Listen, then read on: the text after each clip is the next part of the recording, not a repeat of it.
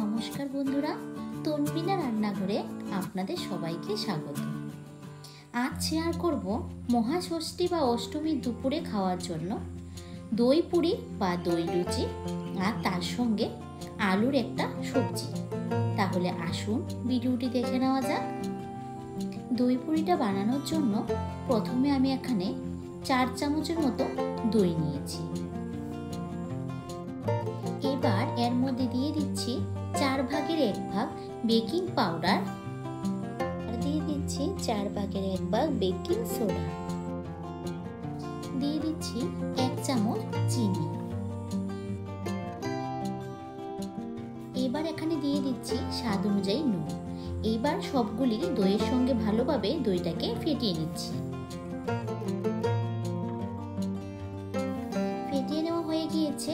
এবার এর মধ্যে দিয়ে দিচ্ছি 5 চামচের মতো সুজি। সুজিটা দিয়ে দইয়ের সঙ্গে ভালোভাবে মিশিয়ে নিচ্ছি। সুজিটা ভালোভাবে মেশানো হয়ে গিয়েছে। এবার এর মধ্যে দিয়ে দিচ্ছি 1 বাটি ময়দা। আপনারা চাইলে ময়দার পরিবর্তে আটাও ব্যবহার করতে পারবেন। এবার এর মধ্যে দিয়ে দিচ্ছি 2 চামচের মতো সাদা তেল।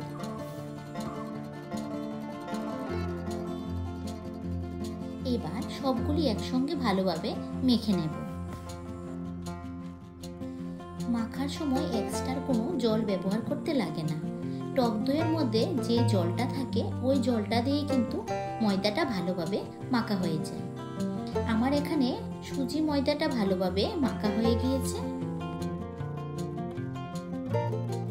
এবার হাতের তালুর মধ্যে অল্প একটু সাদা তেল দিয়ে মণ্ডটার মধ্যে ভালোভাবে মেখে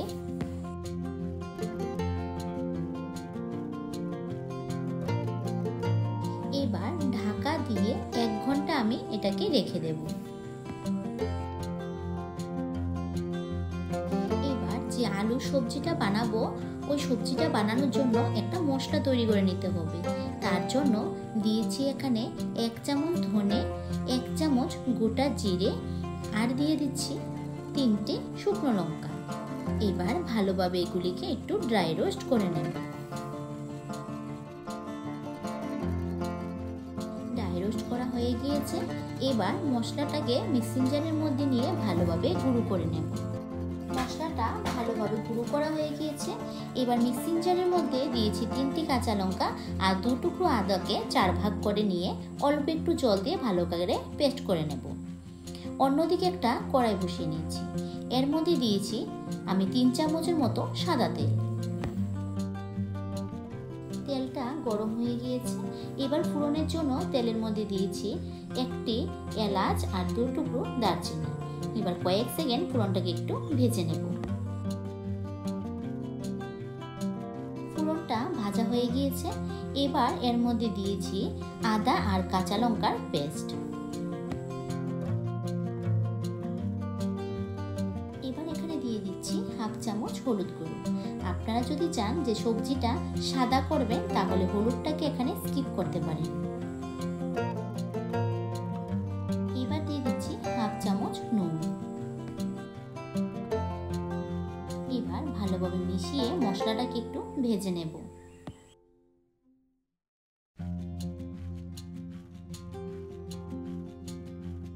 মশলাটা ভাজা হতে থাক। এবার এই সাইডে আমি আগে থেকে 4টি আলুকে ভালোভাবে সেদ্ধ করে নিয়েছি। এবার আলুর খোসাটাকে ভালোভাবে ছাড়িয়ে নিচ্ছি।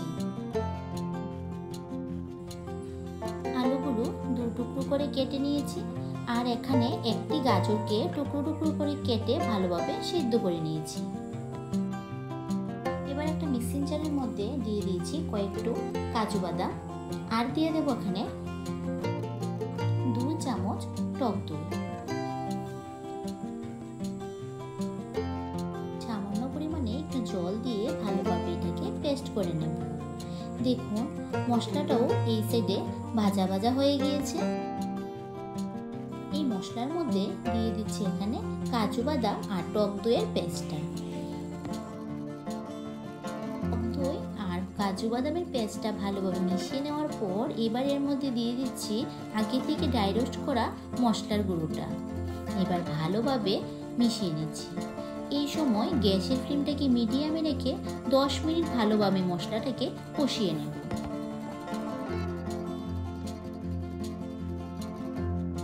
এই সাইডের মশলাটা কষানো হতে হতে আমি এখানে একটা ফ্রাই প্যান বসিয়ে দিয়েছি এখানে 2 চামচ সাদা তেল। এবার আলু আর গাজরগুলিকে হালকা একটু ভেজে নেব। এখানে সামান্য পরিমাণে একটু নুন দিয়ে ভালোভাবে এগুলিকে ভেজে নিচ্ছি। আপনারা চাইলে এই কাজটা বাটার বা ঘিও ভেজে নিতে পারেন। এগুলি ভাজা হয়ে গিয়েছে, এবার এগুলিকে তুলে নিচ্ছি। তুলে এই তেলের মধ্যে আমি এখানে পনিরটাও ভেজে নেব। পনিরটাও ভাজা হয়ে গিয়েছে, এবার এগুলিকেও তুলে নিচ্ছি। 10 মিনিট হয়ে গিয়েছে। দেখুন মশলাটা খুব সুন্দরভাবে কষিয়ে গিয়েছে আর মশলার থেকে কিন্তু তেলটা ছেড়ে দিয়েছে। এবার মশলার মধ্যে দিয়ে দিচ্ছি পনির, আলু আর গাজর দিয়ে ভালোভাবে মশলার সঙ্গে মিশিয়ে নিচ্ছি। ভালোভাবে মিশিয়ে নেওয়ার পর এবার এখানে দিয়ে দিচ্ছি 1 কাপ দুধ।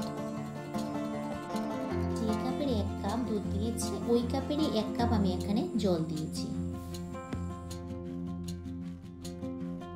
এবার ভালোভাবে মিশিয়ে নিচ্ছি। ভালোভাবে মিশিয়ে নেওয়ার পর এবার এর মধ্যে দিয়ে দিচ্ছি 1 চামচ চিনি। যেহেতু রান্নাটা সম্পূর্ণ নিরামিষভাবে করা হচ্ছে তাহলে একটু চিনি দিলে খেতে ভীষণ ভালো লাগে। ভালোভাবে মিশিয়ে গ্যাসের ফ্লেমটাকে হাইতে রেখে ভালোভাবে ফুটিয়ে নেব। যেহেতু এখানে সবকিছু সেদ্ধ করা তার জন্য সময় বেশি লাগবে না। দেখুন গ্রেভিটা ফুটে কতটা গাঢ় গাঢ় হয়ে গিয়েছে। এবার এখানে 1 চামচ কাসুরি মেথিকে হাতের মধ্যে ঘষে এর উপরে দিয়ে দিচ্ছি। আর দিয়ে দিচ্ছি 1/2 চামচ ঘি।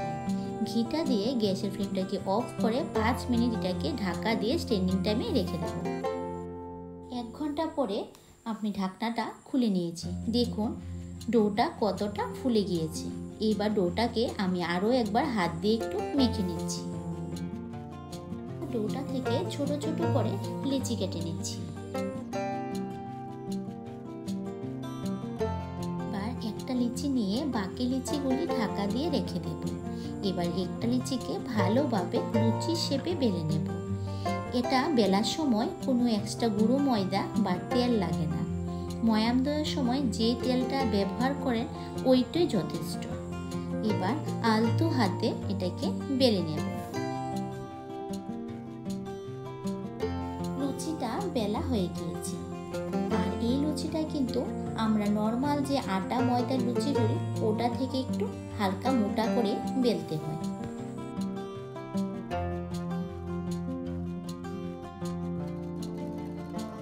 এখানে আরো একটা লুচি আপনাদেরকে বেলে দেখাচ্ছি।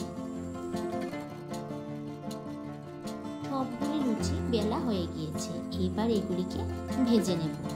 তার জন্য আগে থেকে কড়ার মধ্যে বেশ খানিকটা সাদা তেল দিয়ে দিয়েছি। তেলটাও গরম হয়ে গিয়েছে। এবার গ্যাসের ফ্লেমটাকে মিডিয়ামে রেখে পুরি বা লুচিগুলিকে ভালোভাবে ভেজে নেব। দেখুন লুচিটা খুব সুন্দরভাবে ফুলে উঠেছে। পুরিটা ভাজা হয়ে গিয়েছে। এভাবে করে আমি সবগুলি পুরি ভেজে নেব।